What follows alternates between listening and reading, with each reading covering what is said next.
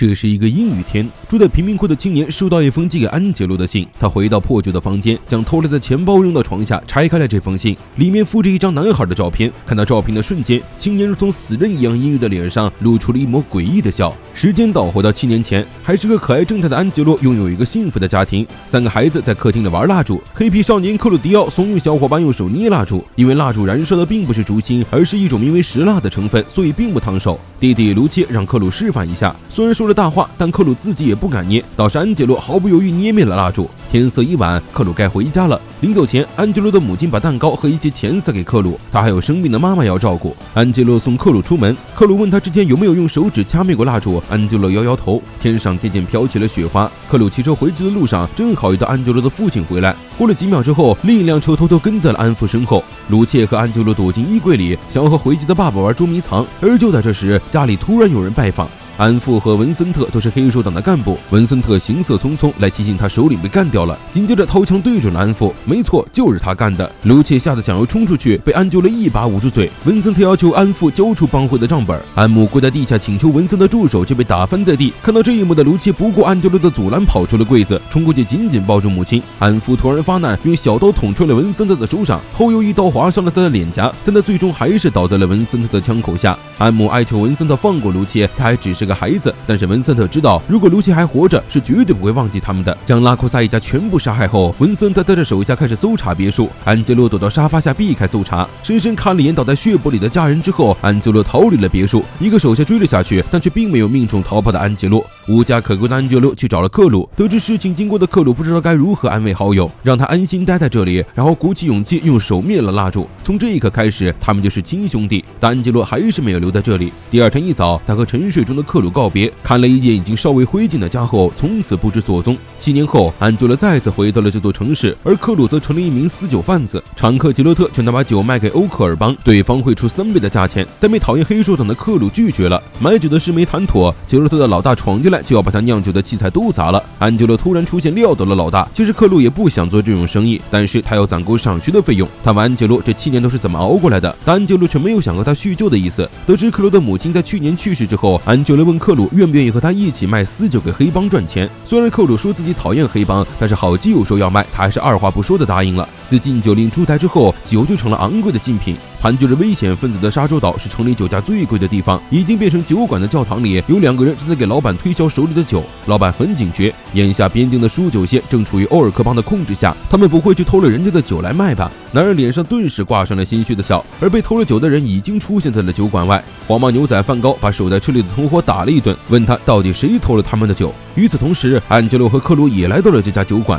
安杰洛给老板倒了一杯酒，希望他能买下。老板的态度非常恶劣，认为下等人酿的烈酒根本不配进他的酒馆，甚至没喝一口就倒在了地上。但安杰洛没有放弃，又给老板续了一杯。老板不耐烦的举拳要打，被一旁的大胡子拦下。大胡子划亮火柴靠近杯口，杯中燃起了蓝色的火焰，说明这酒的浓度极高。大胡子喝了一口，果然是好酒，于是二话不说的包圆了。安杰洛和大胡子谈着酒的价格，欧尔科帮的梵高冲进酒馆，他来找法尼提帮首领的儿子尼禄，也就是见酒馆里没人回话，倒霉的克鲁就成了出头鸟，被梵高端着枪质问他是不是尼禄。安杰洛从箱子里翻出一把小刀，对梵高说自己才是尼禄。于是梵高推开克鲁，让安杰洛走到他面前。就在他用枪顶开安杰洛帽子的瞬间，安杰洛一把捂住枪口，小刀已经抵在了他的脖子上。但与此同时，克鲁也被梵高的手下逮住了。梵高毫不犹豫让手下杀了克鲁，因为他知道安杰洛绝对下不了手。而就在双方僵持之间，大胡子突然用酒杯打掉了手下的刀，梵高趁机挣脱，端着枪在酒馆里扫射。安杰洛和克鲁躲进了镶嵌铁板的柜台背后。大胡子和同伴还在商量怎么对付梵高这个疯子时，安杰洛和克鲁已经动起来了，一个不停地往梵高身边扔酒，一个不知道在捣鼓什么。克鲁最后对梵高扔出一个酒瓶子，示意大胡子赶紧往出口跑。梵高毫不犹豫对着酒瓶子突2枪，没想到酒瓶炸裂的瞬间，他的身边燃起熊熊大火。解决了守在车里的梵高同伙后，4人开着车逃之夭夭。最后一个酒瓶子里，克鲁装满了融化的蜡烛，液化的石蜡一旦遇到水就会被点燃。果然学好数理化，走遍天下都不怕。安杰洛好奇梵高他们找的尼禄当时在不在酒馆，没想到大胡子一摘胡子秒变帅哥，他就是尼禄本人。在禁酒令发行之后，制造和贩卖私酒都是违法的事，城中输酒线路被欧尔克帮控制。深夜，法提帮派的万诺带着小弟从欧尔克帮手里偷走了1箱酒，就在半路遇到了巡查，两个人来不及藏酒，只能仓皇下车躲进林中。见巡逻车离开，万诺本来以为安全了，没想到一冒头就被从林中走出的男人追杀。他甩掉男人之后躲进了车底，那辆巡逻车又绕了回来。这时万诺才注意到自己的同伴已经被杀了，他扒在车底才勉强逃过一劫。今天是法蒂尼帮大小姐和芝加哥霸主加拉西亚首领外甥的婚礼，安吉洛和克鲁受邀来给尼禄送酒，不过这次安吉洛没要钱，示意这是他们的随礼。两个人闲聊了几句，巴尔贝罗就过来找尼禄，说他得要见他。尼禄走后，克鲁一脸莫名地问安吉洛，他们不是为了赚钱才过来的吗？克鲁想要尽快离开这个是非之地，但安吉洛却说来都来了，不好好玩玩怎么能行？最近法尼提和欧尔克帮的摩擦升级，欧尔克抢走了他们不少地盘和路线。为了稳固法尼提帮的地位，尼禄的姐姐才会嫁给加拉西亚首领的外甥。尼禄的弟弟弗拉特觉得只要借着加拉西亚的庇护，他们就能高枕无忧。但尼禄知道，连地盘都保不住的帮派是不会有未来的。法尼提的首领文森特正是杀害安吉洛一家的凶手，只不过7年过去，他已经时日无多了，所以希望能在死前巩固住法提尼帮的地位。他告诫尼禄要沉住气，缓步向前。尼禄留下酒，只回了一句己不自救，天意弃之。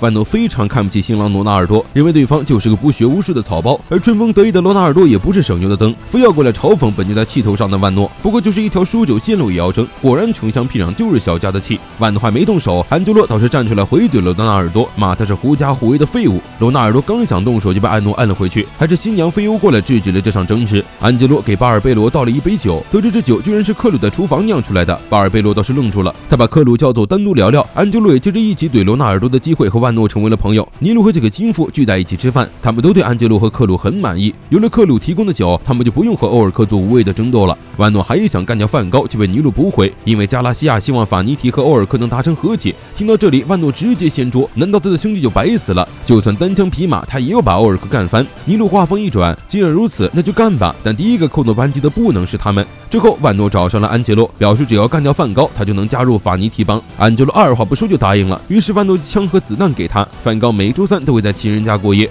万诺走后，克鲁只觉得安吉洛疯了，居然和黑帮同流合污。安吉洛将他收到那封信给了克鲁，有着自称是他父亲的人突然寄来一封信，说要帮他报仇，而信上写的正是杀害他全家凶手的名字。深夜，安吉洛开始行动，他伪装成醉汉卧倒在梵高家门前，随后就遭到了梵高小弟萨尔特的暴力驱赶。这时，已经被万诺收买的小喽啰杰洛特跑过来，以弄到好酒为名义支走了萨尔彭特。安吉洛趁机潜入房间中，本以为房间里正在发生什么不可告人的事，却没想到这个梵高居然是个抖 M， 正在和情人玩鞭打 play。从镜子里发现了试图偷袭的安吉洛，立刻翻身一滚躲开了致命一枪。安吉洛没打算对他的情妇下手，却没想到梵高这个无底线的人渣居然挟持情妇威胁安吉洛，趁机对安吉洛开了几枪后，从阳台跳到对面楼顶逃走了。听到枪声的萨尔彭特追上来，被万诺偷袭打晕。万诺通过匕首认出萨尔彭特就是杀了他同伴的凶手，眼看警察就要赶到，安吉洛立刻撤退。万诺将萨尔彭特带到了老村牧场，在死去的同伴墓前将其击毙。而就在万诺转身准备离开之时，安吉洛突然从树后走出，对着万诺开了一枪。那晚灭他家满门的人正是文森特和他的儿子尼禄以及万诺。杀死万诺之后，安吉洛找到尼禄，告诉他万诺和萨尔彭特同归于尽了。然而安吉洛将尼禄带到现场，原地却只剩下了万诺的尸体。萨尔彭特去哪儿了？